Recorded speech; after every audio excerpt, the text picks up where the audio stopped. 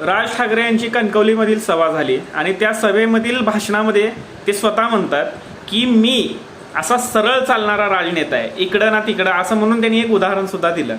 मला त्या उदाहरणाकडे जायचंच नाहीये की राज ठाकरेंनी स्वतः म्हणलं की ते सरळ चालतात, म्हणजे त्यांचा मार्ग सरळ आहे, ते त्यांची भूमिका कधीच बदलत नाहीत याचा अर्थ.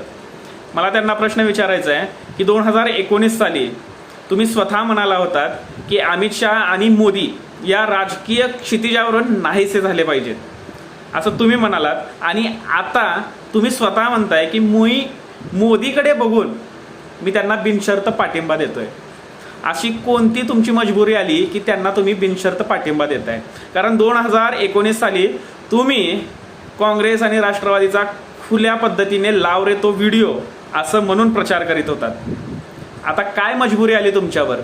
बीजेपीचा प्रचार करावा लागतोय आणि मोदींना बिनशर्त